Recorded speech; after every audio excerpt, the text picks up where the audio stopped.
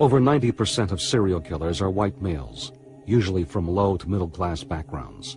These men are usually intelligent, but as students have difficulty focusing. Most experience a traumatic childhood, often having been abused psychologically, physically, or sexually.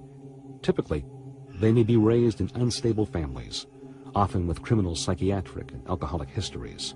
Raised in such families, these children tend to spend much time on their own, and as a result, many practice animal cruelty at a young age.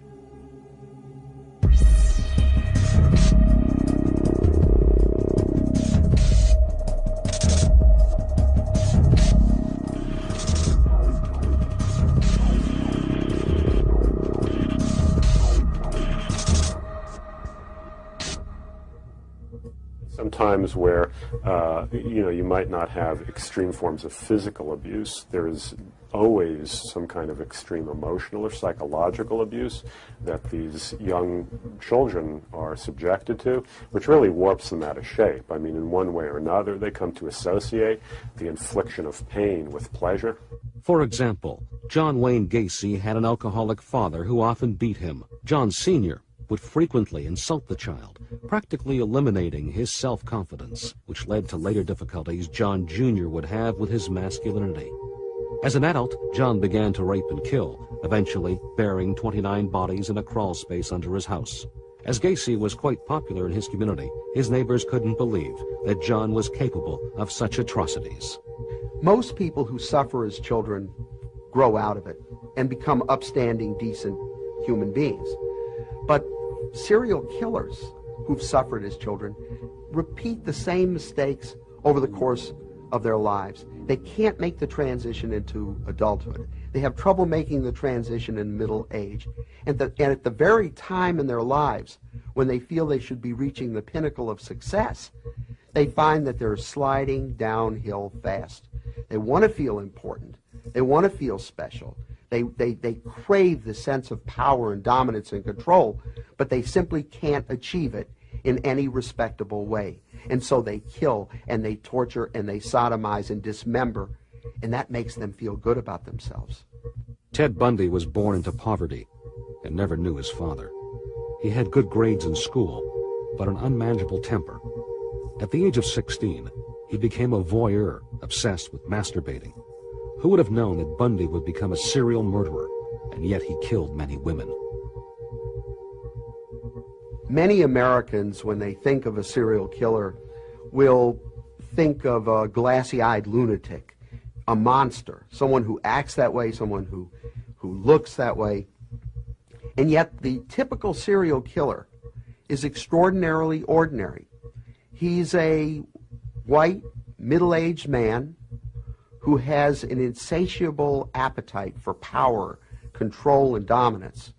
And he kills not for money or revenge, but because it makes him feel good, because he enjoys it, because he has fun with it. He likes the thrill, the excitement, the exhilaration that he gets from squeezing the last gasp of breath from his dying victim's body. He enjoys the suffering on the part of the victim, and he tries to make it slow and painful. It makes him feel superior to the extent that he makes his victim inferior. Gacy maintained a facade of respectability. He maintained a business, a family, married with several children, and that facade was sufficient to cover his tracks for many, many years. He enjoyed dressing up in a clown suit and clowning. He said that clowns can get away with murder. Eventually his wife left him, his business started failing, and at that point Gacy was caught, arrested, convicted, and after, again, 3 appeals in his case, Gacy was executed. This program contains graphic material, including offensive language. Viewer discretion is advised. A lady killer with a bloodlust and a temper out of control. In his 42 years, Bundy killed approximately 36 young women. No one really knows exactly how many he killed, although once a police officer asked Bundy, in shock, how one person could kill 36 women. Bundy shook his head and said, "Add 1 digit to that, and you'll have it." There are at most about 200 victims of serial killers a year. And that number, although very large, pales by comparison with the almost 18,000 single victim murders in the United States on a yearly basis. The problem in this country is not serial murder, it's domestic violence, it's workplace homicide, it's two guys going into a bar, one takes out a gun and shoots the other.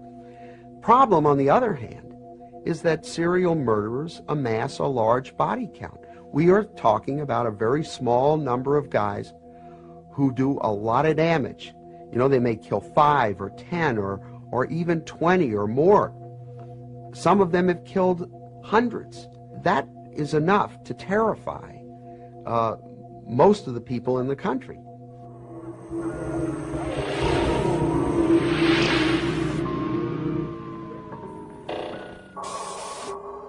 A cannibal is a person who eats human flesh.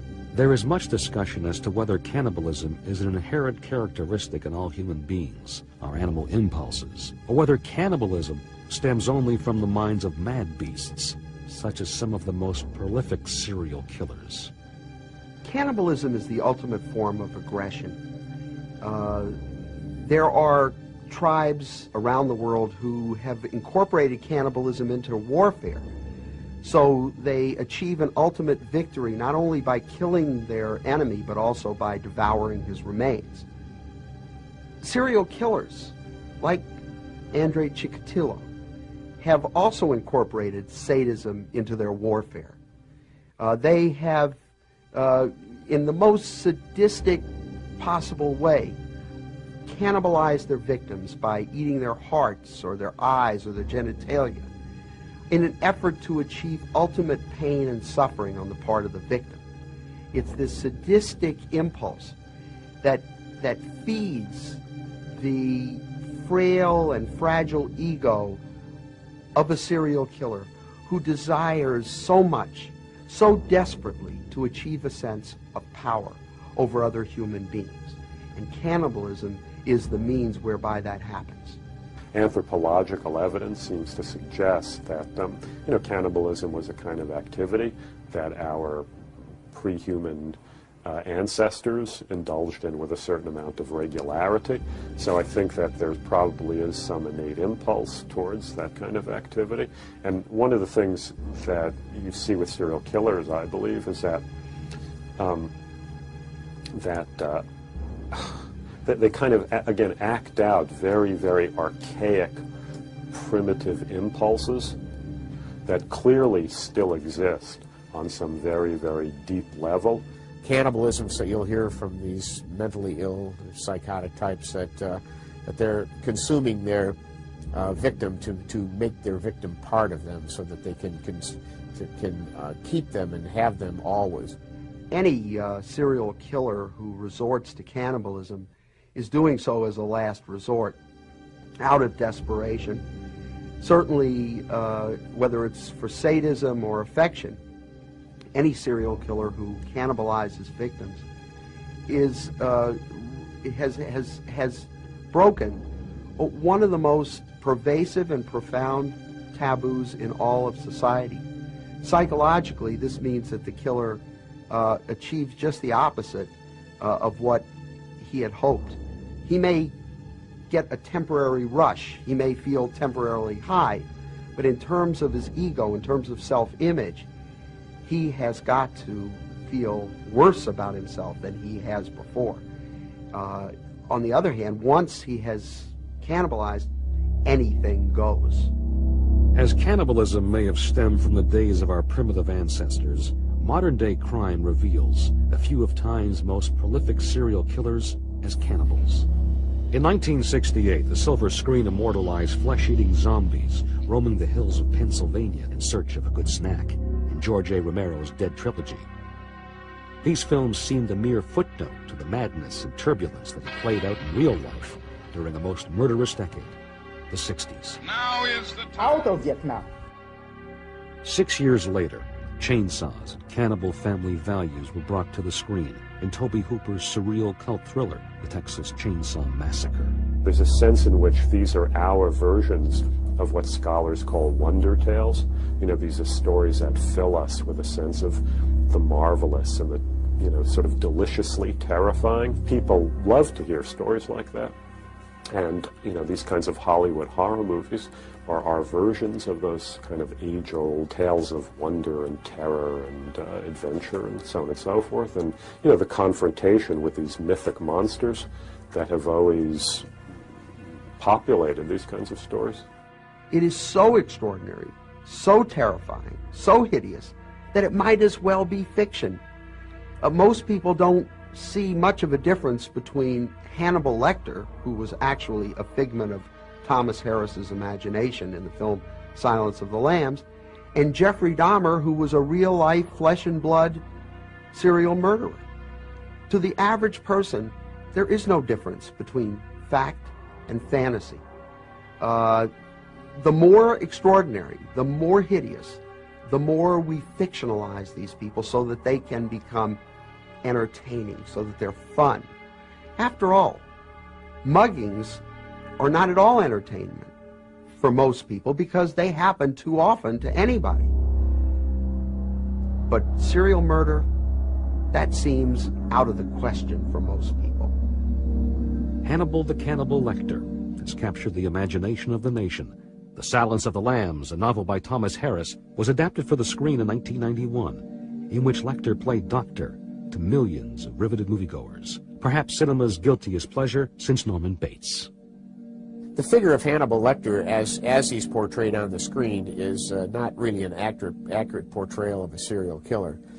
First of all, I know of no serial killer that was ever a psychiatrist. I know of some medical doctors who have taken a number of lives, but not in the perverse fashion of Hannibal Lecter. I know of no person of his caliber high up in society that was a cannibal, or who that was so well integrated into the upper levels of society, and yet at the same time such a diabolically deranged individual. And of course, what Harris did here is just combine the organized and the disorganized personalities into one mixed bag, which really doesn't exist in real life. We kind of want to believe, and I think this is the meaning of Hannibal, is that the serial killer is a kind of to some degree, a bit of a Nietzschean Superman, that he's more clever, more intelligent, more cagey than nearly anyone, except the one person who in the end, of course, will capture him. And even in the case of Hannibal, there's a certain elegance imparted to him, although in some ways it only makes him more terrifying. But it is part of the myth of the serial killer, at least as it's now being elaborated, that the serial killer is bigger than life. There's something weirdly asexual about Hannibal Lecter. His motivations don't seem to be sexual at all. His desire to kill and devour other people. That's a very, very interesting aspect of his character. He almost seems to be above that. I mean, it's another thing that makes him seem not quite human and really larger than life in some way. He doesn't seem to be at the mercy of these perverse sexual needs, whereas somebody like Fish or Dahmer or any of these people, they really, really are. Long before Hannibal Lecter, fictional cannibal, there was a man the tabloids labeled both the Gray Man and the Werewolf of Wisteria. He was a true-life cannibal, a living monster.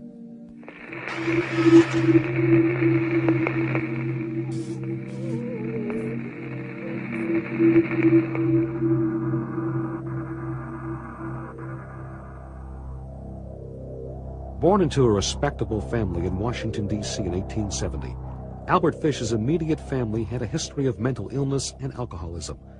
A few of his relatives had perished in mental institutions. At the age of 5, Fish's father died.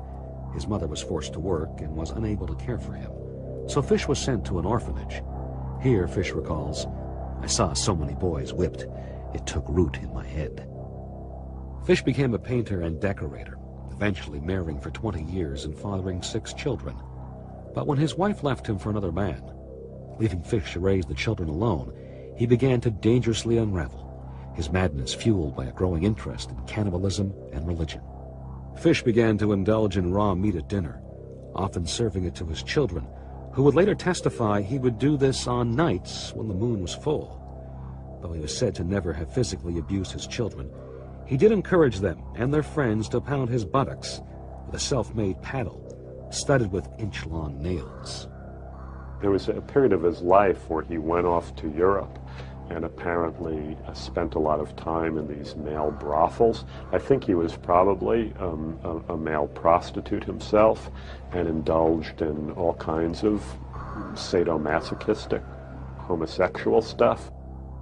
In New York City on May 28, 1928, 58-year-old Albert Fish responded to an ad placed in the New York World Classifieds by an 18-year-old boy named Edward Budd.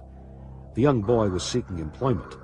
Fish, a house painter, deeply religious man, and father of 6, paid a visit to the Budd family at 406 West 15th Street, under the pretense of hiring Edward to work on his farmland upstate.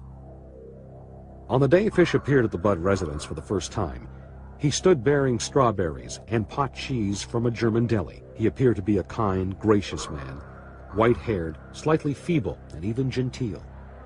Fish is regarded by many aficionados of crime as the scariest and most deranged of all American serial killers.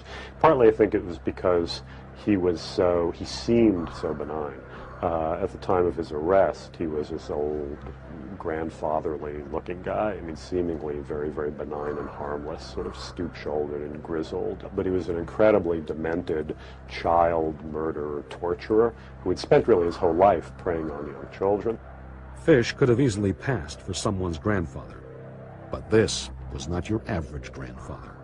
Edward Budd was thrilled at the prospect of summer employment with the affable old-timer, and Fish quickly earned the trust of Albert and Delia Budd. Once Fish laid eyes on 12-year-old Grace Budd, he had a diabolical change of his ghoulish heart. Enchanted by the small girl, Fish quickly switched gears and promised Edward that he would return in a few days to bring him to the farmhouse. Fish then insisted on taking Grace along to his niece's birthday party later that night. The Budds, reluctant at first, finally decided to allow Grace to go along with Fish. They would never see their daughter alive again. In 1930, Grace Budd's abduction had still gone unsolved. Over time, Fish developed an obsession with writing obscene letters to widows, responding to advertisements in both personal and matrimonial agencies. But he wasn't your average gentleman caller. Fish wasn't interested in dinner and a movie.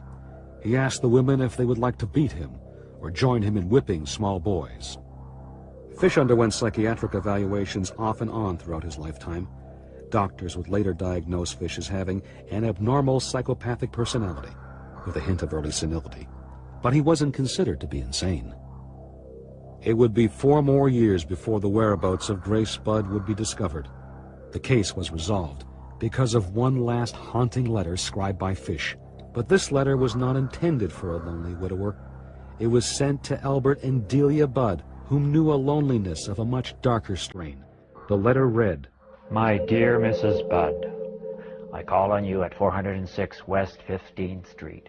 Brought you pot cheese, strawberries. We had lunch.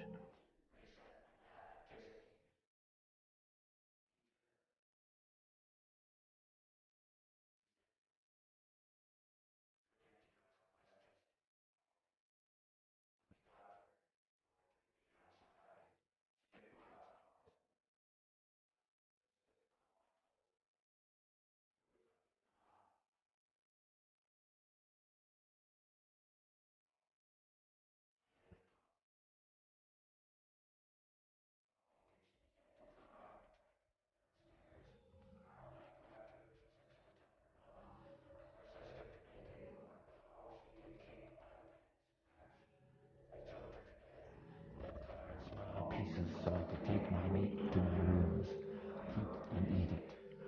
And sweet and tender, your little ass was roasted in the oven.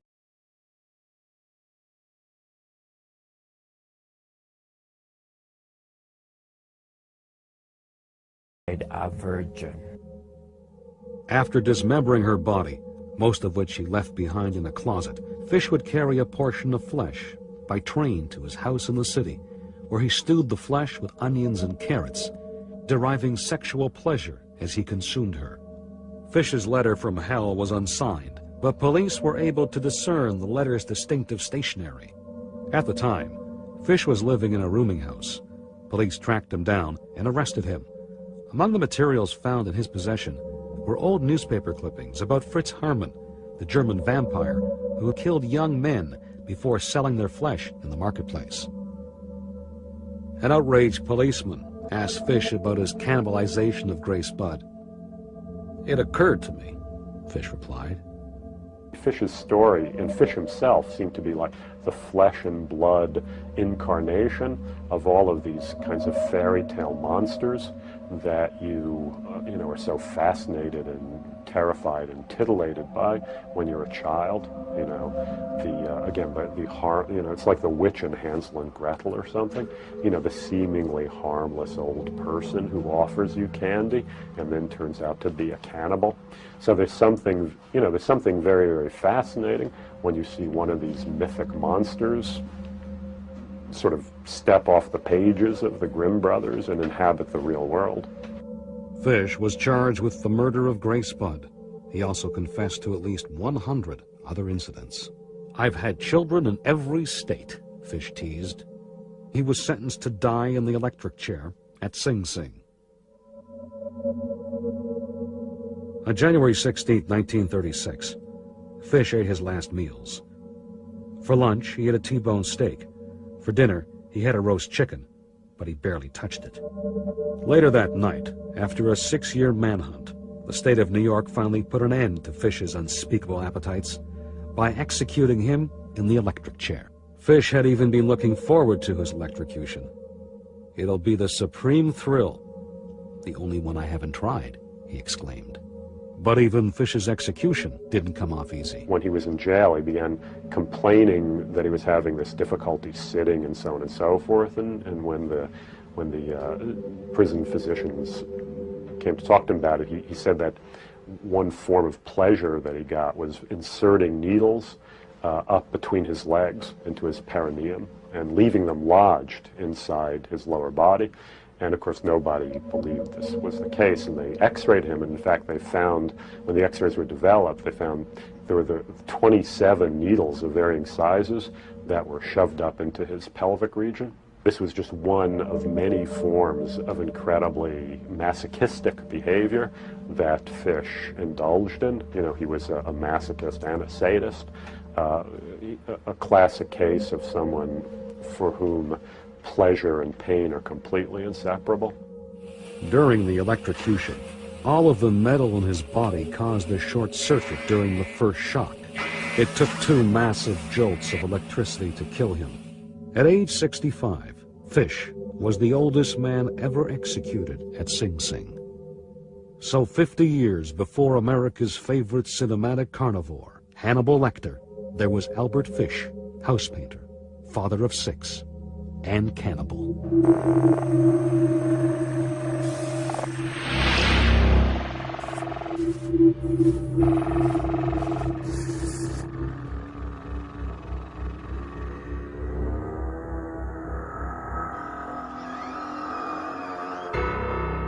In the 1970s, Soviet state authorities would dismiss any idea of serial murderers, and all in the good name of communism.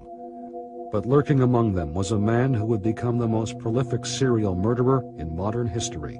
Andrei Romanovich Chikatilo was born in the Ukraine during a time of post-war famine.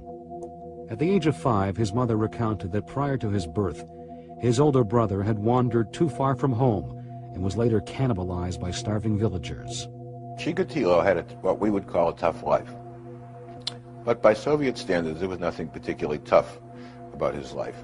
He saw some terrible things because he lived through the period of the Nazi invasion of Ukraine. He lived in the country that was ruled by Joseph Stalin, in which tens of millions of people were being executed, sent to the Gulag, dying on the way to the Gulag, dying in the Gulag. People were dying by the millions. The Russians lost 27 million people in total in World War II. So it was a place of death and a place of war and a place of terror. But that was true for everyone. It wasn't uniquely true for Chikatilo in any way. Many people would come out in the morning and see dead bodies on the street with the buttocks sliced off because that was the last meaty part of the body, and a little girl on her way to school would see that, and it's a horrifying sight. And every Russian family, if you talk to them long enough, will end up remembering one story or another connected with cannibalism. The neighbor was caught because they found fingers in the soup, or the guy across the street was selling meat patties made out of people. During the siege of Leningrad, it lasted 900 days. They said the most terrifying thing to see coming toward you on the street was a beefy, well-fed man, because any beefy, well-fed man in those days in Leningrad was probably eating human flesh. Chikatilo's father was a Soviet soldier who was captured by the Nazis during World War II and was placed in a prisoner of war camp. Chikatilo's interest in communism began at an early age, followed by 25 years as a Communist Party member. During his teenage years, Chikatilo didn't have much luck with the ladies, often rejected and experiencing embarrassing episodes of impotence. He became obsessed with masturbation. Chikatilo eventually moved to Russia to seek employment and earned his master's degree in Russian literature. He married and produced 2 children, despite his impotence. After losing interest in having sex with his wife, a few years later, Chikatilo would be charged with complaints of sexual misconduct and was fired from his job as a counselor. This early incident would indicate an interest in young girls and boys, not to mention disembowelment and mutilation, and a year later, he began to feed his ravenous bloodlust.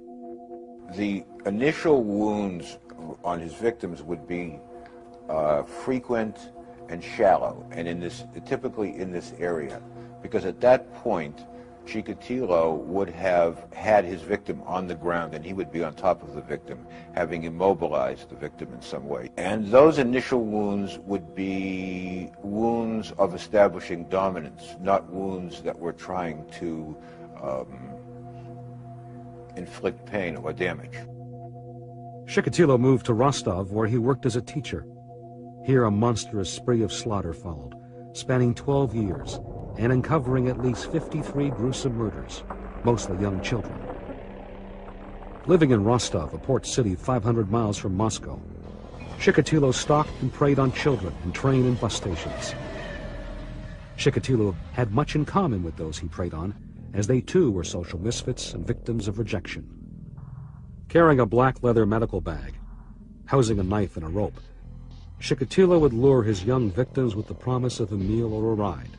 Taking them into a secluded, heavily forested area, Chikatilo would then make a meal of his own, butchering his victims, removing their eyes, biting off their nipples, severing body parts, and devouring the genitals of many. Chikatilo would disembowel and mutilate his victims to gain a sense of power and control, which in turn further fueled his sexual desire. He stumbled into murder, and I think his first killing was, in a sense, accidental and logical at the same time. It was accidental because he didn't bring the girl there to kill her. In a certain sense, he was so unconscious from the force of his desire at that point that he didn't realize that he was going to have to kill her. But then, when he was done with her, it was clear that he could not let her. He was sober again. He was satisfied. His lust had been satisfied. His mind had cleared, and he saw that he couldn't let the girl go. Suddenly, he was a thinking being again. And therefore, as often happens in homicides, you got to kill her. That was his only choice, or take the consequences. So that was the key moment in his whole life, and he chose to take a life. And he discovered, in the process of taking a life, that his greatest pleasure was, in fact, in ultimately taking everything from the person. Their dignity, their peace, the inviolability of their body, and then ultimately their life. He was the great taker. And then at some point in that process, he discovered he was not only a child molester, not only a killer, but a cannibal. That came at some point down the line. But, in fact, he made those choices that, and continually remade those choices. Although at a certain point, what's the difference? I mean, it's tough to repent after 44, 44 killings. I mean, he even said at the end, this was even more horrifying than nearly anything that he said. He said, in the end, it was even starting to get a little bit routine, It was kind of dull. The bloom was off. It wasn't like back in the good old days when it was all fresh to me and I was excited, you know. It's hard to get excited about this stuff anymore, you know. Typically, serial killers escalate their sadism, their torturing. They may start with just strangling a victim, but by the time they get to the fifth victim, they may be, keeping her in a chair for days on end, tying her up, torturing her, electrocuting her, injecting cleaning fluid in her veins.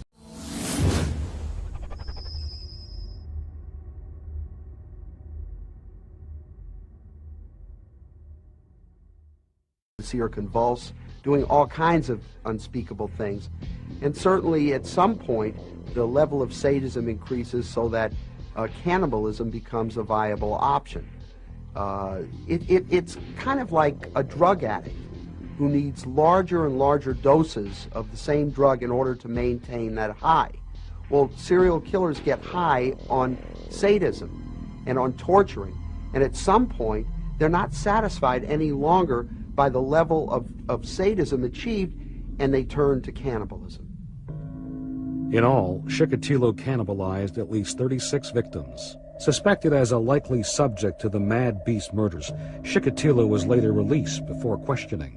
The Soviet authorities were informed that Chikatilo was a Communist Party member. Therefore, he could not possibly be a murderer, let alone a serial murderer. The investigating powers eventually turned their attention towards the moral cleansing of homosexuals in Russia. While more and more bodies, mutilated, were discovered, as Chikatilo, the bloodthirsty madman, was still on the loose.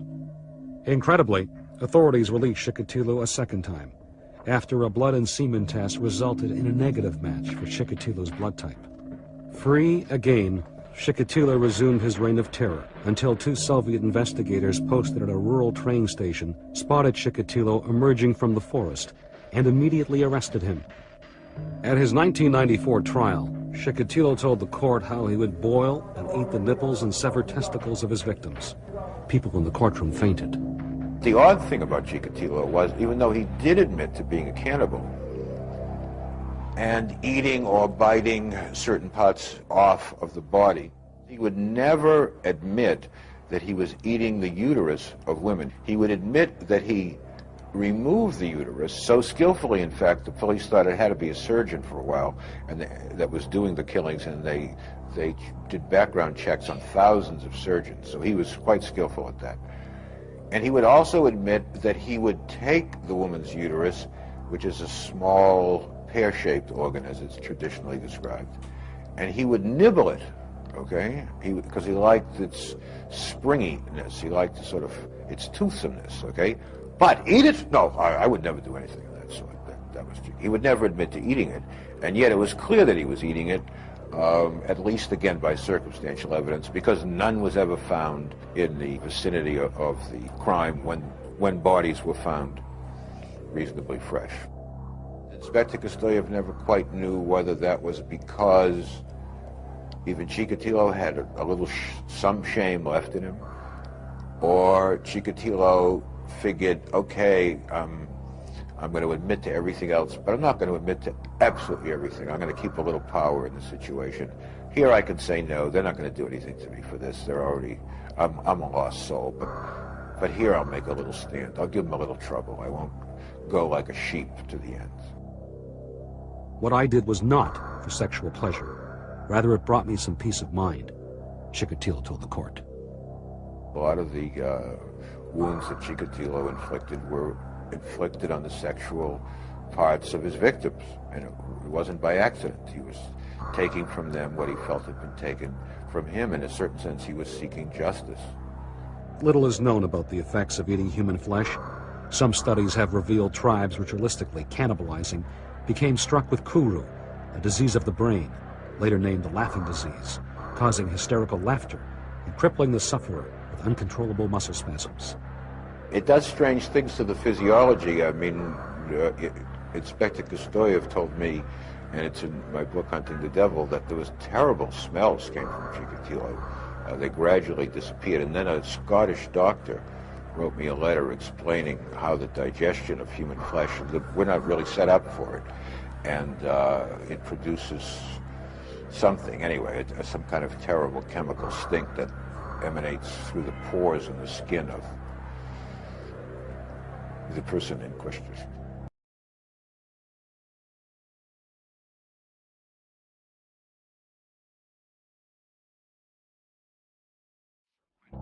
Chikatilo had no preference. Chikatilo had a disease. I mean, it's the question of, is Chikatilo sick or is he evil? I say he's both, and he's evil because he didn't take responsibility for his sickness. I mean, he knew always, on some level, that you don't just kill little children. I mean, he wasn't a stupid person. He knew, and he was very careful to not get caught, and very successful in not being caught. Not only did Chikatilo express no remorse for killing his victims, he displayed no emotion for an innocent man convicted and executed for a murder Chikatilo committed in his earlier years. The urge that moved Chikatilo was clearly a very powerful urge, because it broke through all social taboos. It was a mighty urge. And yet, when Chikatilo felt the cops were on his track, suddenly he had the willpower to desist from those urges, resist those urges for 3 years at a time. After Chikatilo had been convicted for 53 murders, he was executed. He was taken from his cell, and traditionally he would be forced to his knees. Then he would be executed by having a 9mm bullet shot through his brain from under his right ear. Just before they shot him, he screamed out, "Don't blow out my brains, the Japanese want to buy them." And those were Chikatilo's last words. And in fact, the Japanese did want to buy his brains, I believe, or at least there were rumors to the effect that someone from Japan wanted to buy his brains. So his last words were, don't blow up my brains, the Japanese want to buy them.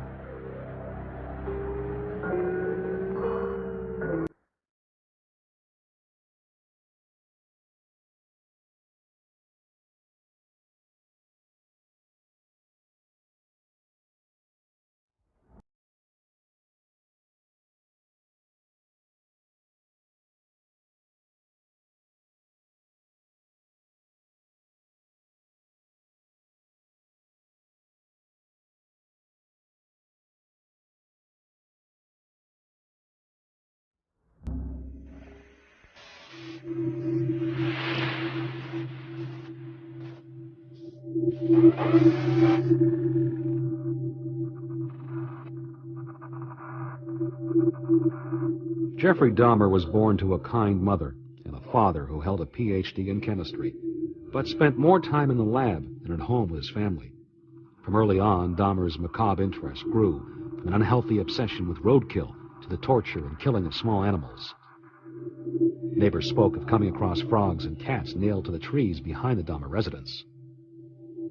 As an adult, Dahmer was quiet and polite, working in a Milwaukee chocolate factory.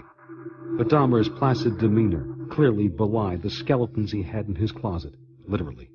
Dahmer was a homosexual, with taste for alcohol, a very specific male body type, and cannibalism. He would prowl local gay bars and lure men back to his apartment with the promise of drugs, drink, or sex. Dahmer, at 18, had already committed his first murder. I think the most surprising aspect about Dahmer was his demeanor and his appearance.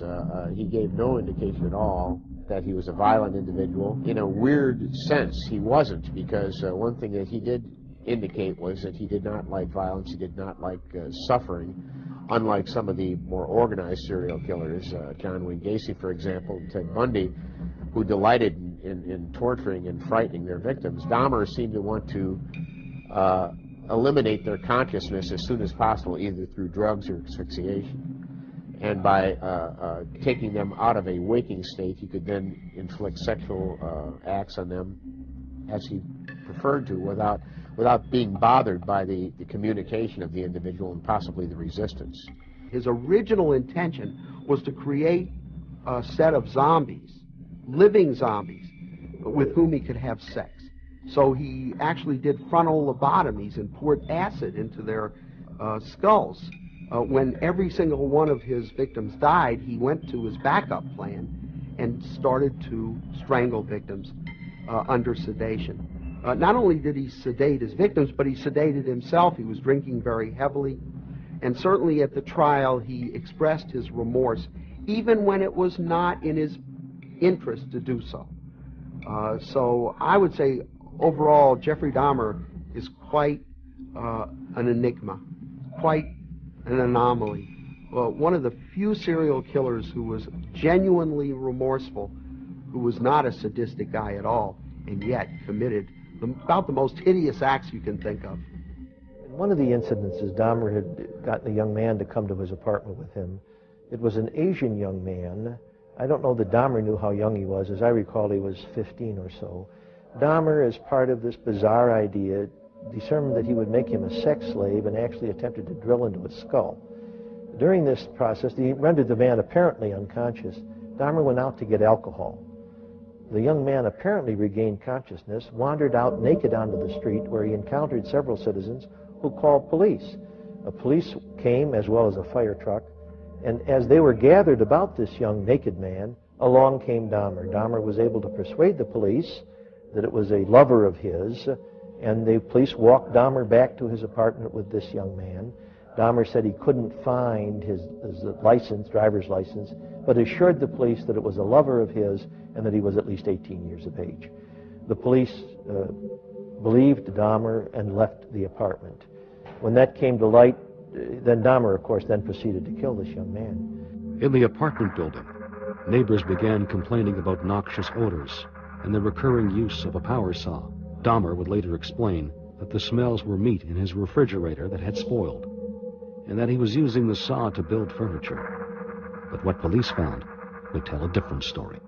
Included amid the horrors discovered in Dahmer's apartment, 3 dissolved bodies in 5.5-gallon acid vats, 4 severed heads, skeletons in the closet, a penis in a lobster pot, a male torso partially eaten away by acid. Dahmer's refrigerator contained no food, just condiments, but his freezer did contain human lungs, livers, intestines, kidneys, and skulls, and a heart that he said he was to eat later. Dahmer's direction with cannibalism was a combination of perversity and belief of possession of victims. He wanted to consume his victims to make them part of him. At the same time, he had talked in terms of the fact that consuming his victims would make him more powerful, would give him more potential to enter another level of existence. There seemed to be a sexual element also to Dahmer's cannibalism, and he would prepare certain parts of the body in certain ways, cooking the parts and then consuming them during acts of masturbation and in preparation for going out for another victim. So there was a sexual element also for Dahmer's cannibalism. For sadistic serial killers, the murder is a mere footnote to the torturing that is done to the victim. By contrast, Jeffrey Dahmer killed in order to maintain the relationship. He killed for company. The only relationship he seemed to be able to have, because he felt so profoundly rejected by human beings, was with corpses. And so he practiced necrophilia and cannibalism. And these were his attempts to kill for company, to maintain company, to keep his victims around so they couldn't leave the way that everyone else had always left him in the past. Dahmer is a tragic story of the impact of fantasy on the human mind. He didn't suddenly start killing people. He started with a fantasy about beating a man unconscious and having sex with him. He dwelt on that fantasy, thought about it, and the fancy moved from just that, a thought, to then a planning, and finally he undertook to do it. Jeffrey Dahmer approached him and asked him if he wanted to make some extra money. My brother went back with him to the apartment. He offered my brother a beer. He went to the refrigerator, opened up the beer, and put the sleeping portion in the beer and gave it to my brother. My brother drank the beer and passed out. While my brother was out, he was trying to do some type of experiment on him, where he drilled the hole in the temple of his head and poured some type of acid solution into the hole, trying to make him out of a zombie. It didn't work. He said my brother came to and said that he had a headache. So he gave him some more sleeping portion, and he was out again, and that's when he did whatever he did to my brother. I said, if he was one of the victims, I said, where's his body at? How did he identify him? He said, well, we put like 100 pictures in front of him. And he pointed to the people he had murdered. And your brother was one of them. So I said, where's his body at? And I'll never forget the way he looked, and he said, and like all the deaths were gruesome, all of them, you know, but he said, all I can tell you is that your brother's death was one of the most gruesome of them all. And I said, I know what I've been hearing for the last 12 days. What could be more gruesome than what I've already heard? Unlike Fish or Chikatilo, Dahmer did express remorse and sorrow for his monstrosities. His trial jury, however, was not feeling sympathetic. Dismissing his attorney's plea for insanity, the jury convicted Dahmer of 17 murders. He was sentenced to over 900 years in prison. Before the trial, the families were asked to identify their loved ones. Mr. McCann took us all in a room, all the families, and he went down each family and told us what he did. Not really into detail, but just kind of like more or less generalization of what he did. And that's when I discovered he had cut off Eddie's head and put it in a closet for 3 days till he decided what he wanted to do with it. And then he decided to bake it. And I was told this just before we went to trial. So I have this on my mind, and then he tells us not to show no emotion, no outburst, no crying. I mean, my brother's head in the closet for 3 days, and someone's going to decide what to do with him. He already decided to take his life. I had no idea they was going to allow us to make a statement, and I was so anxious, so they made me laugh. I had no idea I was going to react the way I did. Because if I had a thought about it, I wouldn't have said a word, just jumped up and grabbed them, but it wouldn't have done any good. And they had already told us that if we had made any outbursts that they would call a retrial, and I just didn't want to sit through that again. Jeffrey, I hate you! That is out of control! Don't with me, Jeffrey, I'll kill you! For me, I got sick afterwards. I mean, they had to escort me out of there and give me some medication. I had such a serious headache. I had that boggled up inside of me for so long, and for the longest, I had never seen that man in person, and chills just went through me when I did see him. And for him to sit there like a zombie, after the way I acted, that really got next to me too. Dahmer confessed to all murders in a 159-page document and would later apologize to the families in his final statement. It was the longest confession I've ever heard of in my life. It was 159 pages. I know it's complete because everything that Dahmer told the authorities was true. It had all been checked out. I thought Jeffrey Dahmer might do well to make a statement the world wanted to hear from him. I thought the content was appropriate. They were his thoughts. It was an honest, heartfelt statement made by Jeffrey Dahmer. I feel so bad for what I did to those poor families, and I understand their rightful hate. I should have stayed with God. I tried and failed and created a Holocaust.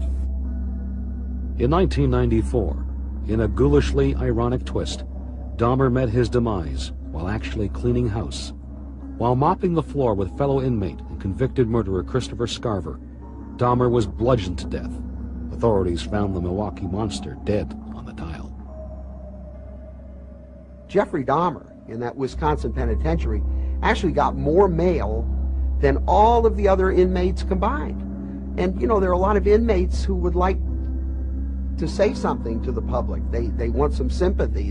They feel, for example, that they're innocent and they're looking for some kind of assistance or advice. Well, they can't get it when they've got the celebrity of the year among them. So there's a lot of hatred in prisons that's directed against people like Jeffrey Dahmer, who get so much publicity and become big shot celebrities. Following Dahmer's death, his mother requested that his brain be preserved in formaldehyde for the purposes of future study, but Dahmer's father wanted to honor his son's wish to be cremated. A court battle ensued, with the judge eventually ruling in favor of Mr. Dahmer.